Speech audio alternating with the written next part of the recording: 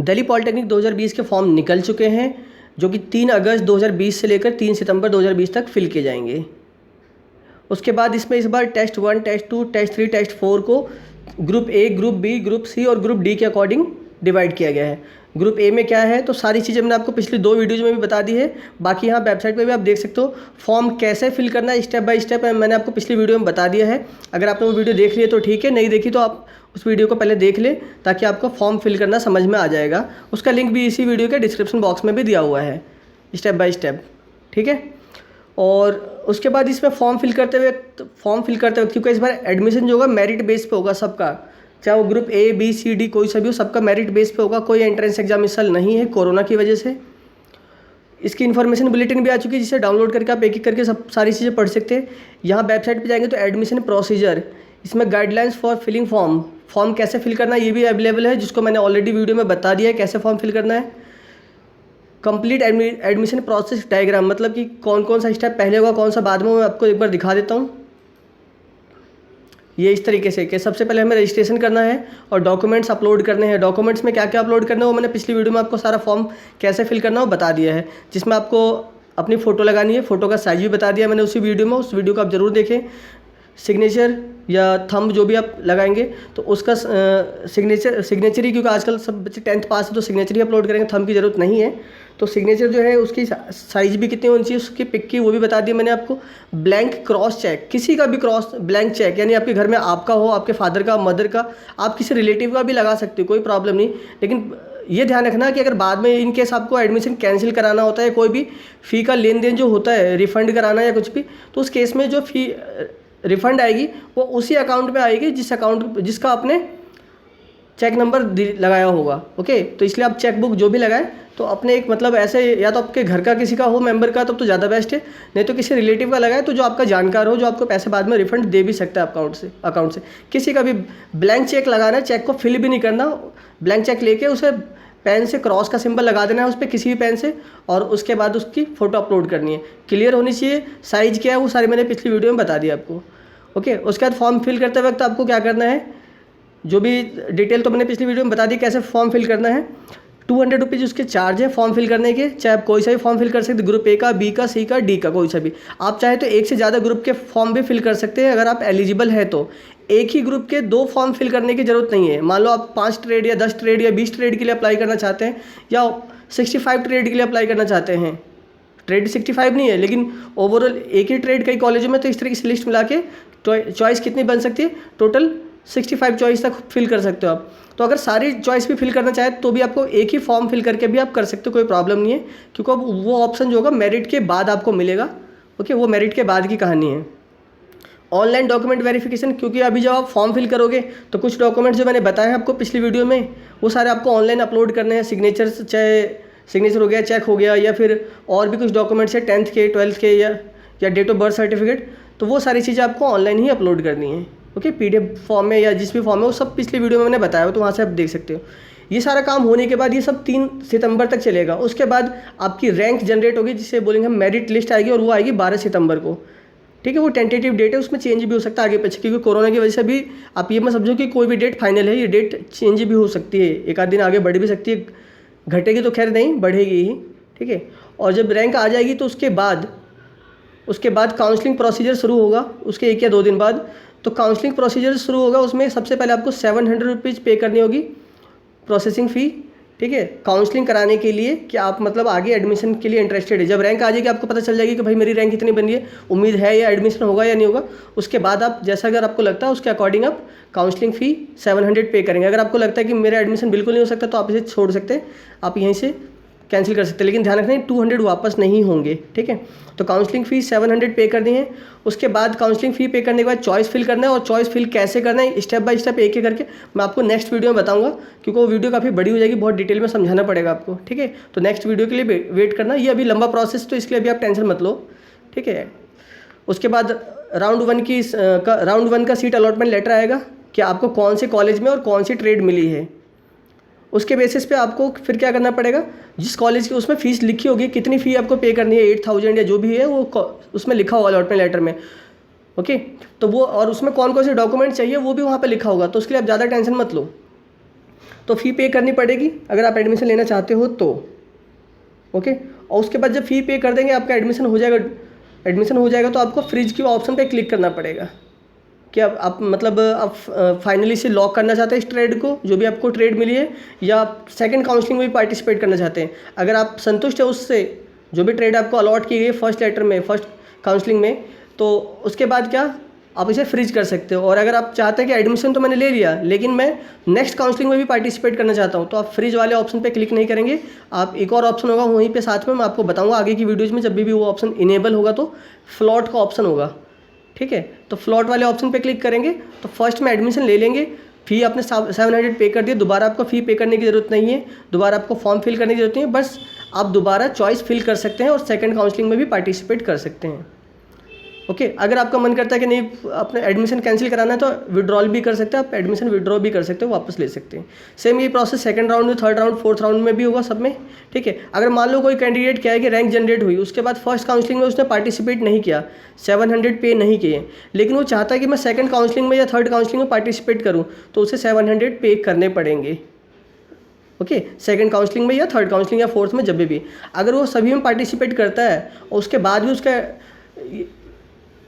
Admission नहीं होता और बाद में अगर सीट बचती है तो बाद में वो स्पॉट राउंड में पार्टिसिपेट कर सकता है, ध्यान रखना। ठीक है, तो जब ये सारे राउंड की काउंसलिंग हो जाएगी, फोर्थ राउंड तक की काउंसलिंग खत्म हो जाएगी, तो उसके बाद बैलेंस फ़ी पे करनी पड़ेगी। बैलेंस फ़ी क्या प्राइवेट कॉलेज वालों के लिए होती है, गवर्नमेंट कॉलेज वालों के लिए सिर्फ और सिर्फ जो टूल एंड डाई मेकिंग के लिए जो कॉलेज है वजीरपुर डिपो में, उसके लिए बैलेंस फ़ी कुछ एक्स्ट्रा पे करनी होती है क्योंकि वहाँ की फ़ीस ज़्यादा है। अदरवाइज सभी प्राइवेट कॉलेज की फ़ीस आपको एक्स्ट्रा पे करनी पड़ेगी। शुरू में आपको सबको 8000 ही पे करनी है 1 साल की। ठीक है, ओबीसी SC ST जो है, ओबीसी का तो खैर उतना ही है, SC ST या फिर TFW कोटा है या कोई और कोटा है तो उसमें फ़ी कम भी है, तो वो आप देख लेना, जैसा भी है वो आपके अलॉटमेंट लेटर पे लिखा आ जाएगा। उसके बाद 13 अक्टूबर से 17 अक्टूबर के बीच में आपको ओरिजिनल डॉक्यूमेंट्स और सबके जितने भी ओरिजिनल डॉक्यूमेंट्स होंगे सबके 2-2 सेट फ़ोटोकॉपी लेकर आपको कॉलेज में जो भी आपका अलॉटमेंट लेटर पर एड्रेस होगा वहाँ जाना पड़ेगा। ठीक है, वो मैं आपको आने वाले टाइम में बता दूँगा कहाँ जाना है, क्या करना है। वहाँ पे आपको जाना पड़ेगा, डॉक्यूमेंट वेरीफाई कराना पड़ेगा। अभी उससे पहले आपको डॉक्यूमेंट वेरिफिकेशन की कोई ज़रूरत नहीं है। ठीक है, जब ऑनलाइन जो भी डॉक्यूमेंट बोला गया बस वही ऑनलाइन अपलोड करना है। बाकी चीज़ों की जैसे OBC हो गया, चाहे फिर और भी भाई कई सारी चीज़ डॉक्यूमेंट्स जो मैं आपको अभी बताने वाला हूँ इस वीडियो में, उन सबको अपलोड करने की ज़रूरत नहीं है, क्योंकि सबसे बड़ी प्रॉब्लम यही है कि डॉक्यूमेंट्स कौन कौन से लगेंगे, कैसे लगेंगे, क्या करना है, तो उसी लिए वीडियो बनाई गई। लेकिन मैंने सोचा सारी चीज़ें एक बार क्लियर कर दी जाए आपको। ठीक है, ओके, और लगभग 16 अक्टूबर से क्लासेस आपकी स्टार्ट हो जाएंगी। ओके, खैर ये डेट चेंज भी हो सकती है अभी कोरोना की वजह से, अदरवाइज़ ये मान के चलो कि 16 अक्टूबर से आपकी क्लासेस स्टार्ट होने वाली है। ठीक है, बाकी वेबसाइट पे और भी जो भी चीज़ आपको देखना है, अगर यहाँ पे जितने भी डॉक्यूमेंट्स अपलोड करने, जैसे मेडिकल सर्टिफिकेट अपलोड करना पड़ेगा, ये मेडिकल सर्टिफिकेट लेके जाना पड़ेगा, अपलोड नहीं करना इसे। ये कब, जब 13 अक्टूबर से 17 अक्टूबर के बीच में आप कॉलेज में जाएंगे तब चाहिए होगा मेडिकल सर्टिफिकेट। इसको आपको डाउनलोड कर लेना और खुद से फिल कर लेना, ये MBBS से फिल करवा लेना है, साइन करवा लेना है, किसी भी MBBS, चाहे गवर्नमेंट हॉस्पिटल का हो चाहे प्राइवेट हॉस्पिटल का। ओके, और बाकी जिसका PWD सर्टिफिकेट हो, PWD भी उनको फिल करना है, नॉन माइग्रेशन सबको फिल करना है। ठीक है, और ये कैसे फिल करना है इन सब की वीडियो मैंने पहले से बना रखी है, आप इसी वीडियो के डिस्क्रिप्शन में लिंक दिया हुआ है, ऑल अबाउट दिल्ली पॉलिटेक्निक, उस पर क्लिक कीजिए और वहाँ पे आपको मिल जाएगा कि कैसे ये फॉर्म फिल करना है। उसकी वीडियो मैंने बना रखी है, आप वो देख के फिल कर सकते हैं। अभी फिल करने की जरूरत नहीं है, अभी वेट करो, ये अक्टूबर में काम आएगा। ठीक है, उसके बाद एंटी रैगिंग सर्टिफिकेट सबको फिल करना है कि आप कॉलेज में कभी किसी के साथ रैगिंग नहीं करेंगे फ्यूचर में कभी भी। ठीक है, उसके लिए ये फिल करके खुद से फिल करना है और खुद के और पेरेंट्स के इस पर साइन कराने हैं। इसका कैसे फिल करना है इसकी भी वीडियो बनी हुई है। TFW कोटा है तो आपके पास TFW भी फिल करना है। ठीक है, और EWS कोटा है तो EWS वालों के फॉर्म निकाल के और उसके बाद जो भी अथॉरिटी है उससे इस पर साइन भी कराने हैं। इसमें लिखा हुआ किसके साइन कराने हैं, डिप्टी कमिश्नर या फिर जो HDM होता है उनके साइन कराने हैं, तो वो इसमें लिखा हुआ है। और अंडरटेकिंग लास्ट में ये भी आपको जब एडमिशन के लिए जाएंगे आप लास्ट में डॉक्यूमेंट वेरिफिकेशन के लिए 13 अक्टूबर से 17 अक्टूबर के बीच में, तो ये भी आपको अंडरटेकिंग देनी पड़ेगी कि मतलब आपने जो डाटा दिया है वो सारा डाटा सही है, कुछ भी गलत नहीं है। तो इसको भी फिल करके और नीचे साइन अपने करने होंगे, पेरेंट्स के साइन कराने होंगे। ठीक है, बाकी कोई हेल्प के लिए यहाँ पे आपके लिए सब कुछ कॉन्टैक्ट नंबर सब कुछ दिया हुआ है, तो यहाँ से आप किसी को अगर दिल्ली पॉलिटेक्निक कॉन्टैक्ट करना है तो आप कॉन्टैक्ट कर सकते हैं। ठीक है, कौन से कॉलेज में कितनी सीटें हैं, कौन से ट्रेड की कितनी सीटें, सारी चीज़ें यहाँ पे लिखी हुई है, आप ये सीट्स के बारे में भी देख सकते हैं। एलिजिबिलिटी भी दिया हुआ है, डॉक्यूमेंट्स कौन से अपलोड करने हैं फॉर्म फिल करते वक्त, मैंने पिछली वीडियो में बता दिया, वहाँ से भी आप देख सकते हैं। अदरवाइज यहाँ इस पर क्लिक करेंगे तो आपको सारी डिटेल मिल जाएगी। ठीक है। चलिए अब बात करते हैं कि हमें डॉक्यूमेंट वेरिफिकेशन, अभी नहीं, अभी तो जो है सो आपको मैंने बता दिया पिछली वीडियो में। डॉक्यूमेंट वेरिफिकेशन के टाइम कौन कौन से डॉक्यूमेंट अपलोड लेके जाना पड़ेगा। चलिए आ जाते हैं हम इस पेज पे। अब देखो क्या क्या लेके जाना है जब डॉक्यूमेंट वेरिफिकेशन होगा 13 अक्टूबर से 17 अक्टूबर के बीच में, ठीक है, जो कि टेंटेटिव डेट है। इन डॉक्यूमेंट्स की उसी टाइम जरूरत पड़ेगी, उससे पहले नहीं। तो payment, receipt of online part payment made by candidate, जब आपका एडमिशन हो जाएगा, जब आप पहले आप 200 रुपये अभी पे करके फॉर्म फिल करेंगे, फिर 700 रुपये पे करके फिर आप काउंसलिंग करेंगे, और उसके बाद लास्ट में जब आप कॉलेज की फ़ी भी ऑनलाइन पे कर देंगे 8000 या जो भी होगी अलॉटमेंट लेटर पे, वो पे करने के बाद आपको लास्ट में जो पेमेंट करेंगे 8000 वाला, उसकी रिसिप्ट भी आपको संभाल कर रखनी है, ठीक है। अभी से जो भी आप डॉक्यूमेंट अभी से जो भी फिल करेंगे उसका जब भी प्रिंट आउट आप लेंगे, प्रिंट आउट ले लेना है सभी डॉक्यूमेंट्स का, ठीक है, या जो भी फॉर्म फिल करेंगे उन फॉर्म का, और उसे संभाल के रखना है तब तक कि जब तक एडमिशन ना हो जाए फाइनल, ठीक है, जब तक आपकी क्लासेस शुरू ना हो जाए। कैंडिडेट प्रोफाइल, यानी जब अभी फॉर्म फिल करेंगे तो आपके 2-3 पेज का एक फॉर्म वो जनरेट होगा, एप्लीकेशन फॉर्म, कि आपने क्या क्या डिटेल फिल किए, उसे भी संभाल कर रखना है, ये भी लेके जाना पड़ेगा। Copy of choice submitted by the candidates, जब आप चॉइस सबमिट करेंगे रैंक आने के बाद, 12 सितंबर को मेरिट लिस्ट आएगी, उसके बाद जब आपको चॉइस सबमिट करना होगा, 700 रुपये पे करने पड़ेंगे, तो वो चॉइस सबमिशन की जो कॉपी होगी कि आपने कितने चॉइस फिल किए, वो आपको उसका प्रिंट आउट लेके ज़रूर रखना है, ठीक है। और ये प्रिंट आउट जरूरी नहीं कलर प्रिंट आउट निकालें, आप ब्लैक एंड वाइट में निकाल सकते हैं, ठीक है। प्रोविजनल अलॉटमेंट लेटर जो आएगा कि आपको कौन सी ट्रेड मिली, कौन से कॉलेज में मिली, उसका भी प्रिंट आउट आपको संभाल कर रखना है।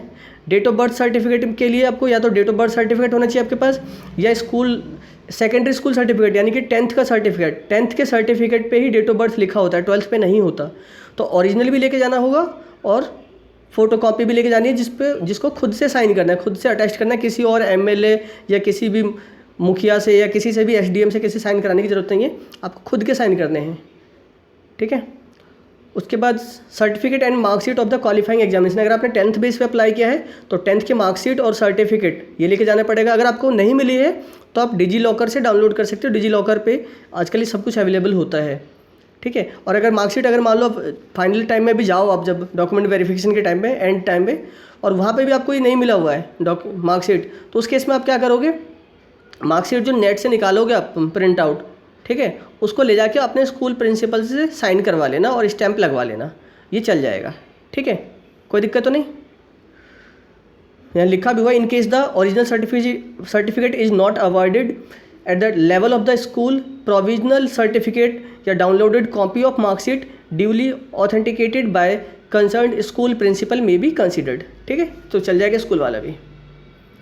उसके बाद SC ST OBC जो भी आपके पास सर्टिफिकेट है वो भी आपको बनवा लेना है, या बना हुआ है तो कोई दिक्कत नहीं है। SC ST तो पहले का भी चल जाएगा, अगर पुराना हो उससे कोई प्रॉब्लम नहीं है, उसमें कोई रिन्यू की ज़रूरत नहीं पड़ती।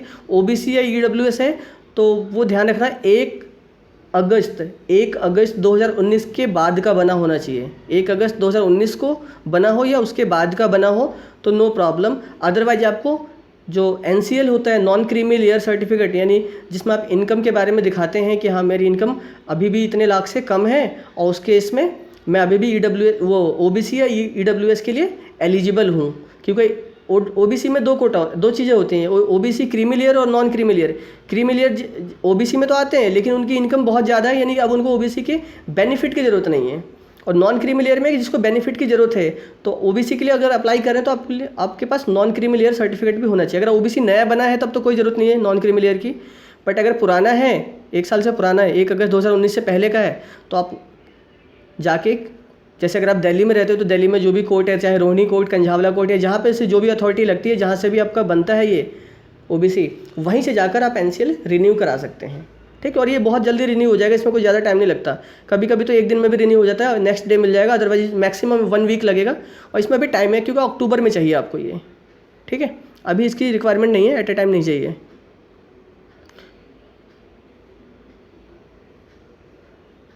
और SC ST ध्यान रखना कि अगर SC ST अगर आपके नाम पे बन जाए सर्टिफिकेट, या OBC या EWS जो भी है, कैंडिडेट के नाम पे हो तो बेस्ट है, लेकिन अगर कैंडिडेट के नाम पे नहीं है तो SC ST वालों को थोड़ा टाइम मिलेगा, लेकिन बाकियों को कोई टाइम नहीं मिलेगा। बाकियों का यानी OBC हो गया या फिर EWS को, वो कैंडिडेट के नाम का होगा सर्टिफिकेट तभी चलेगा, अदरवाइज आपको जनरल कैंडिडेट ट्रीट किया जाएगा, जनरल कैंडिडेट माना जाएगा, ध्यान रखना, ठीक है। कैरेक्टर सर्टिफिकेट भी चाहिए, और कब? डॉक्यूमेंट वेरिफिकेशन की तरफ के टाइम, डॉक्यूमेंट वेरिफिकेशन के टाइम। और या तो ये आपको स्कूल से मिल जाएगा तो ले लें तो अच्छा रहेगा स्कूल से, चाहे वो 10th पास करने के बाद आपको मिला हो, चाहे 12th पास करने के बाद मिला हो, ठीक है, या फिर ITI से मिला हो, नो प्रॉब्लम। और अगर आपके पास नहीं है तो आप किसी भी गैजेटेड ऑफिसर, जो भी फर्स्ट क्लास ऑफिसर होता है, फर्स्ट क्लास का मतलब समझ रहे हो ना आप, जैसे कोई किसी हॉस्पिटल में CMO हो गया, चीफ मेडिकल ऑफिसर, या फिर स्कूल का कोई, किसी भी स्कूल का प्रिंसिपल हो गया, सेकेंडरी स्कूल का, सीनियर सेकेंडरी स्कूल का, वो सारे फर्स्ट क्लास ऑफिसर यानी गैजेटेड ऑफिसर कहलाते हैं। उनसे आप साइन करवा कर बनवा सकते हो। आपको जो कैरेक्टर सर्टिफिकेट का जो फॉर्म है मार्केट में स्टेशनरी शॉप पे कहीं ना कहीं मिल जाएगा, या किसी प्रिंट आउट शॉप पे, ठीक है, उनसे प्रिंट करवा लेना और इसे लेके आप गैजेटेड ऑफिसर से साइन करा के बनवा लो, ओके। उसके बाद मेडिकल सर्टिफिकेट भी बनवाना है आपको किसी भी MBBS से, किसी भी MBBS से। ये भी आपको डॉक्यूमेंट वेरिफिकेशन के टाइम में चाहिए, अभी फॉर्म फिल करते वक्त नहीं, डॉक्यूमेंट वेरिफिकेशन के समय। एंटी रैगिंग सर्टिफिकेट भी चाहिए, और ये इसका फॉर्म कहाँ से डाउनलोड करना है मैंने आपको बता दिया है, सब यहाँ से आपको जो डाउनलोड वाले ऑप्शन है, ये वेबसाइट से सारे फॉर्म मिल जाएंगे, एक एक करके आप निकाल के प्रिंट आउट लेके डाउनलोड कर सकते हो और फिर उसको फिल कर सकते हो, ठीक है। उसके बाद आपको TC, SLC या माइग्रेशन, इसके लिए बहुत कन्फ्यूजन थी बच्चों में, तो ध्यान रखना इसमें तीनों में से कोई एक चाहिए। आपके पास SLC हो तो नो प्रॉब्लम, SLC से काम चल जाएगा, TC हो तो TC से काम चल जाएगा, और माइग्रेशन सर्टिफिकेट है तो माइग्रेशन से, ठीक है। तीनों में से कोई एक, तीनों नहीं चाहिए, ध्यान रखना। वैसे लास्ट ईयर मैं आपको बताऊँ, लास्ट ईयर SLC शुरू में तो नहीं लिया था, जब क्लासेस स्टार्ट हो गई थी बच्चों की तब बाद में मांगा था SLC, वो भी कुछ कॉलेजों में, सब में नहीं मांगा था। तो अगर ये नहीं भी है तो शायद आपका एडमिशन हो सकता है, बट अगर हो जाए तो ज़्यादा बेस्ट है आपके लिए, ठीक है। खैर इसे अभी मत निकलवाना, जब एडमिशन के टाइम जाओगे आप डॉक्यूमेंट वेरिफिकेशन के टाइम में, उससे 2-4 दिन पहले आप ले लेना इसे स्कूल से, ठीक है। उसके बाद नॉन माइग्रेशन सर्टिफिकेट, आपको ये सर्टिफिकेट क्या है, एक फॉर्म फिल करना है जो कि वेबसाइट पे अवेलेबल है, मैंने आपको बता दिया स्टार्टिंग में ही, उसे डाउनलोड करके फिल कर लेना है। कैसे फिल करना है मैंने वीडियो बना रखी है, आप उसे देख सकते हो। और अंडरटेकिंग बहुत छोटा सा फॉर्म है, सिंपल सा, इसको भी फिल करके आपके साइन होंगे और पेरेंट्स के साइन होंगे, इसे फिल कर देना, ठीक है। कि आप मतलब वहाँ पर डिसिप्लिन मेंटेन करेंगे, कुछ गलत नहीं करेंगे, इसके लिए है, और कोई भी इसमें मतलब नहीं है। हेल्पलाइन नंबर यहाँ भी मैं बता दे रहा हूँ, ये वेबसाइट पे भी ये हेल्पलाइन नंबर नोट कर लो, और ईमेल ID, इस पर आप कॉल करके मेल करके कांटेक्ट कर सकते हो, आपका रिप्लाई आएगा। कई बार कॉल नहीं लगता, बिजी होता है बार बार, तो आप कई बार ट्राई करोगे या दोपहर में 2 बजे के बाद ट्राई करोगे तो कॉल भी लग जाएगा, बात हो जाएगी आपसे, ठीक है। बाकी थोड़ा सा काउंसलिंग शेड्यूल भी मैं बता दूँ, पिछली वीडियो में मैंने बताया था, यहाँ भी देख लो। ये फॉर्म तो कब से कब भरे जाएंगे बता ही दिया मैंने। मेरिट लिस्ट कब आएगी? 12 सितंबर को पहले, ठीक है, 12 सितंबर को मेरिट लिस्ट आ जाएगी कि आपकी परसेंटेज के अकॉर्डिंग कौन सी रैंक बनी है, ठीक है। और फर्स्ट काउंसलिंग जो होगी वो 14 सितंबर से 16 सितंबर के बीच में होगी, जिसमें आपको 700 रुपये पे करने पड़ेंगे। उसके बाद आपको चॉइस सबमिशन करना होगा, वो 14 सितंबर से 17 सितंबर के बीच में। और फर्स्ट काउंसलिंग का रिजल्ट जो आएगा, अलॉटमेंट लेटर जो आएगा कि आपको कौन सी सीट मिली या नहीं मिली, वो 21 सितंबर को 4 बजे आएगा, ओके।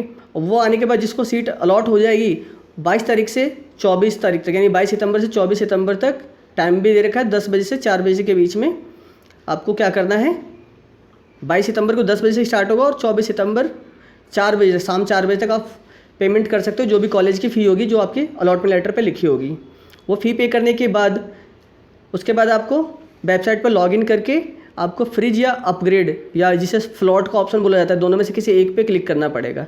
अगर फ्रिज कर देते हो तो आपकी वो ट्रेड जो है फाइनल हो गई है, अब उसके बाद आप चेंज नहीं कर सकते। और अगर आपको चेंज करना है फर्दर, अगर आपको मान लो सिविल चाहिए और आपको सिविल नहीं मिली, कोई और ट्रेड मिल गई, आप चाहते हो मैंने एडमिशन तो ले लिया लेकिन मैं सेकंड काउंसलिंग में सिविल दोबारा ट्राई करना चाहता हूँ, तो आपको पेमेंट तो आपने पहले कर रखी है, तो आपको दोबारा पेमेंट नहीं करनी, आपको सिर्फ दोबारा, यानी कि जब फर्स्ट राउंड में एडमिशन लेने के बाद फ्लॉट वाले ऑप्शन या अपग्रेडेशन वाले ऑप्शन पे क्लिक करना होगा। और उसके बाद जब सेकंड काउंसलिंग शुरू होगी 22 सितंबर से, तो 22 सितंबर से आप सेकंड काउंसलिंग में दोबारा पार्टिसिपेट कर सकते हो और वहाँ पे फिर दोबारा चॉइस फिल कर सकते हो, ठीक है। मान लो किसी कैंडिडेट ने फर्स्ट काउंसलिंग में ये पेमेंट नहीं की 700 रुपये, यानी पार्टिसिपेट ही नहीं किया, तो वो सेकंड काउंसलिंग में भी पार्टिसिपेट कर सकता है। सबसे पहले वो 700 रुपये पे करेगा अगर कोई न्यू कैंडिडेट है तो, उसके बाद चॉइस सबमिशन, फिर उसका अलॉटमेंट लेटर आएगा, उसके बाद उसे कॉलेज फ़ी पे करनी पड़ेगी, सबकी डेट आपको यहाँ मिल रही है, दिख रही होगी।